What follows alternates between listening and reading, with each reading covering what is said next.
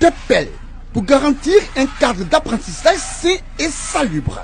Bangal et son voisin sont tous deux en classe de CM2, cours moyen 2e année. Ils se retrouvent ici pour évacuer l'eau de leur salle de classe.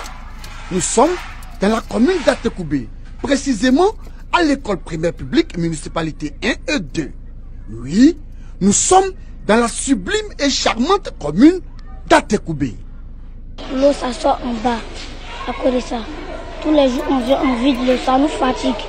On a vraiment besoin d'aide. Dans cette salle de classe pleine de boue et remplie de creux, les élèves sont bien obligés d'occuper un espace réduit pour prendre cours. Les tout petits, moins actifs, n'ont d'autre choix que de plonger leurs pieds dans cette eau sale. Du courage, les enfants. Quand il y a l'eau, elle me fatigue beaucoup, mais pas le choix. Les enseignants qui réussissent à mettre les pieds dans ces salles de classe délabrées, dégradées, amochées, sont quant à eux contraints de s'installer juste à l'entrée. On n'arrive pas à travailler. Les enfants, eux, n'arrivent pas. Nous, on n'arrive pas à circuler dans les rangées. Ça impacte beaucoup même sur nous.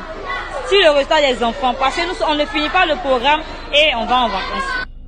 Dans cette classe de CP1, cours préparatoire première année, le constat est frappant. Pas une seule table pour enseignants. Pas une seule. Chose grave, pas d'enseignants depuis l'ouverture des classes pour la rentrée scolaire. Les enfants sont livrés à eux-mêmes. Regardez vous-même. Regardez bien. Fait beaucoup de rapports. Quand je fais un rapport, on fait des empilations. On dépose à l'IEP, on dépose à la DREN, on dépose au ministère, à la mairie. On dépose. Donc les gens nous disent que bon, le problème sera réglé. Bon, mais la situation ne fait que perdurer. Ici, dans la commune d'Atekoubé, que dis-je, dans la sublime et charmante commune d'Atekoubé, plusieurs établissements scolaires sont dans une précarité exagérée. Pour preuve, regardons au village Agban-Atié. Cela fait 11 ans, oui, 11 bonnes années que ces salles de classe sont devenues des lieux d'habitation. Certaines ont été transformées en buvettes et autres maquis. D'autres réaménagées à des fins personnelles. Vous n'y croirez pas si l'on vous apprenait que près d'une 50aine de familles vivent là, dans cette école, tels des réfugiés, des rescapés, des sans-abri, des victimes d'intempéries. Dommage tout ça. Séraphin que vous voyez là, loue cette salle de classe depuis 4 ans. Vous avez bien entendu, il loue cette salle depuis 4 ans. 4 ans, et cela au vu et au su de tous. Quel dommage. Dans tout ça, où sont passés les élèves en pleine rentrée scolaire? Question. L'école était d'abord dans le bureau de COGES. Mais c'est un directeur qui m'a confié on a une classe, mais on veut mettre, comme la maison est libre, on veut mettre quelqu'un dedans pour vivre dedans. Quand j'étais là, c'est eux qui prenaient les 15 000 avec moi. Mais après, la chefferie a décidé de ce qu'eux-mêmes vont faire l'encaissement. Plusieurs enfants ne vont plus à l'école dans ce village. Normal et logique, si les salles de classe sont utilisées à d'autres fins. Dommage. Il y a une école qui est grande, mais ça ne fonctionne pas. Donc les élèves, ils sont obligés de faire double vacation. Alors que ça ne les arrange pas. Donc pour ça même, beaucoup d'enfants ici ne vont pas à l'école. Au groupe scolaire Agban-Atié, une autre école plongée dans la précarité depuis plus de 10 ans, contiguë à une forêt, donc exposée à tous les dangers, le groupe scolaire Agban-Atié est situé sous une ligne à haute tension. À cela s'ajoute un flanc de collines menaçant de s'effondrer à tout moment et à tout instant.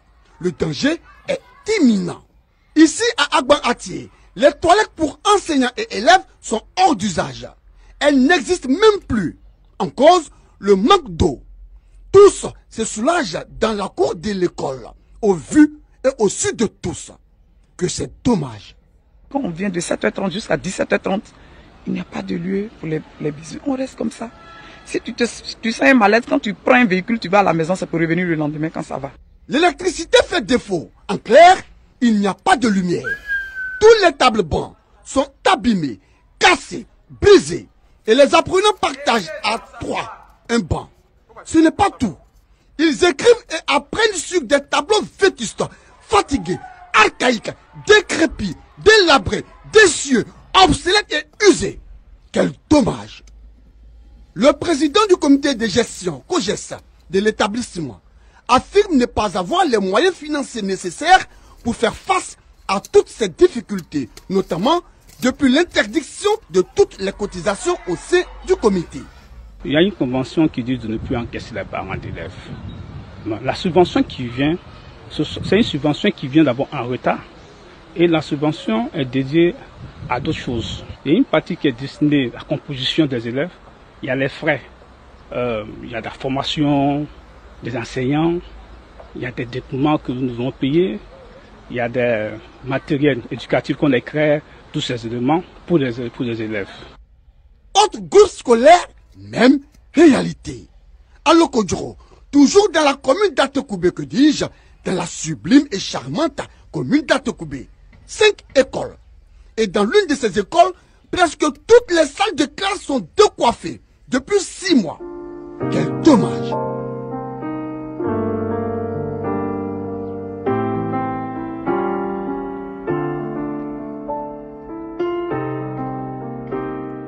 Partagez la vidéo sur le partager la vidéo. On a un problème d'insécurité même. On n'a pas de gardien. Ici, c'est un fumoir. Nous, on a déjà parti, mais ça va pas marcher. Sur 24 enseignants sollicités l'an dernier, seulement 13 ont répondu présent. L'insécurité de plus en plus grandissante, le manque de matériel didactique et pédagogique. Bref, les mauvaises conditions du travail expliquent le refus des enseignants de dispenser les cours, de donner le savoir et la connaissance aux apprenants du groupe scolaire Lokodjoro. Quel dommage! Nous avons une seule classe de CM2 qui prend 4 autres écoles. Ça fait que nous avons beaucoup de difficultés. Et depuis un moment, nous demandons aux autorités de nous aider, mais personne ne vient nous aider. Ils arrivent, ils prennent des mesures, ils s'en vont. Et depuis là, ça a perdu. Désespérés, dépassés, exacerbés par cette situation de précarité, certains parents ont fini par retirer leurs enfants de l'école. Ils pointent du doigt l'inefficacité, l'impuissance, l'incapacité, l'inutilité du COGES. Moi, mon enfant ne fréquente plus ici il y a longtemps. Mes enfants, je les ai enlevés ici. Ceux qui inscrivent leurs enfants ici, c'est parce qu'ils sont eux-mêmes, ils n'habitent pas à côté. Donc, ils ne voient pas ce qui se passe. L'école, là, on paye COGES. Nous, on a appris qu'on ne paye plus COGES ici. Moi, ici, là, on paye COGES. Les enfants, les parents, ils ont fait, nous, on a cotisé pour mettre la clôture que vous voyez là. Nous, les parents, on a cotisé à hauteur de 5 000 pour faire la clôture. Ils nous ont dit qu'ils vont mettre portail, ils n'ont jamais mis portail. Vu la souffrance et les écueils que rencontrent ces apprenants et leurs encadreurs, vu la vétusté des infrastructures de certains établissements scolaires, vu le manque ou l'insuffisance de matériel didactique et pédagogique, vu la transformation de certaines écoles de la commune d'Atekoubé, que dis-je, de la sublime et charmante commune d'Atekoubé en lieu d'habitation, la rédaction de RTI 2 ne peut et ne doit rester muette. C'est pourquoi elle attribue un carton rouge à la mairie d'Atekoubé, que dis-je, à la sublime et charmante mairie d'Atekoubé, première responsable de COGES en son sein. Une mairie censée réhabiliter les écoles et qui malheureusement reste muette, silencieuse, calme, sereine face aux requêtes des chefs d'établissement. Carton rouge une fois, carton rouge 2 fois, carton rouge 3 fois, carton rouge 4, 5, 6 et 7 fois à tous ces vice-présidents des COGES des différentes écoles qui, malgré la subvention du ministère de l'Éducation nationale et de l'alphabétisation, donc de l'État, n'arrivent pas à faire face aux problèmes, aux difficultés, aux obstacles, aux peines de ces élèves et de leurs enseignants. Quel dommage, que c'est regrettable. Écoutez, mesdames et messieurs, membres du bureau des COGES, si vous estimez ne pas avoir plein pouvoir pour manipuler les fonds ou la subvention octroyée par l'État, si vous estimez ne pas avoir les pleins pouvoirs pour mener à bien votre mission, pour mener des actions en vue d'améliorer les conditions de travail des acteurs de ces écoles primaires d'Atekoubé en souffrance, alors Que faites-vous dans ces établissements scolaires? Quel est votre rôle? Pourquoi existez-vous? Mesdames et messieurs, membres du bureau du COJES, démissionnez. Vivement qu'une solution soit trouvée pour le bonheur de ces apprenants et de leurs encadreurs. En tout cas, la rédaction de RTI2 pour sa part a parlé que ceux qu'on est... C'est peinant, c'est révoltant, c'est triste. J'aimerais par cette vidéo saluer la rédaction de RTI2. Merci pour votre professionnalisme. Malgré la concurrence déloyale, vous tenez bon. Merci d'être toujours sur le terrain et proche de la population ivoirienne. Il n'y aura pas de récupération politique ou bien... Non, loin de là. Je me souviens de mon enfance quand j'ai fréquenté dans les écoles du Côte d'Ivoire. Je me souviens comment nos écoles étaient propres. Lever des drapeaux. Je me souviens, n'est-ce pas, le bleu, blanc et les kakis qui étaient, n'est-ce pas, à l'époque. Je me souviens de la très belle époque. Ces classes d'école, j'ai fréquenté, mais il y a de cela des années. Mais quand je vois aujourd'hui en 2023, ces gens de poulailler appelés école en Côte d'Ivoire, j'ai très mal. J'ai très mal parce que l'État est une continuité. Et au-delà de qui dirige notre pays, c'est pas ça. Comme je l'ai dit, il n'y a pas de récupération politique. Mais c'est de dénoncer avec force et énergie. Avec la dernière énergie. Qu'on ne doit pas trouver un tel désastre en Côte d'Ivoire. Comme s'il y a eu un tsunami dans ces écoles-là. Des écoles occupées. Des enfants qui ne vont plus à l'école. Ils sont dans les doubles vacations. Mais, non, c'est gravissime. C'est très grave. Interpellation directe de la ministre de l'Éducation nationale, la dynamique Maria Tokone. Ces écoles, c'est d'une indignité totale. Nous voyons souvent dans les fins fonds de la Côte d'Ivoire des écoles poulaillers que moi je publie sur ma page Facebook sur le de Paris. Nous sommes, n'est-ce pas, en Abidjan, dans la capitale. Remarquez, regardez cette laideur. Il n'y a même pas de toilettes pour nos enfants qui vont à l'école. Ils sont obligés de se soulager à la belle étoile. Des écoles sans clôture. Mais c'est lamentable. C'est triste. J'ai le cœur vraiment qui saigne. Quand j'ai vu ce reportage de RTI2, j'ai eu très mal. J'ai eu très mal pour... Ces enfants sont l'avenir de la Côte d'Ivoire. Ces enfants, c'est la Côte d'Ivoire de demain. Ces enfants sont les cadres de demain. Sont l'espoir de demain. Ces enfants, c'est la Côte d'Ivoire. C'est eux qui vont bâtir la Côte d'Ivoire de demain. On ne peut pas, nous qui avons tout reçu, n'est-ce pas, de l'école ivoirienne, voir cela, c'est triste. C'est triste. Il va falloir que, s'il faut lancer une cagnotte, nous allons lancer une cagnotte pour sauver, n'est-ce pas, ces écoles-là. Parce que ce n'est pas normal. C'est pas normal. Tableau abîmé. Tableau vétuste. Oui.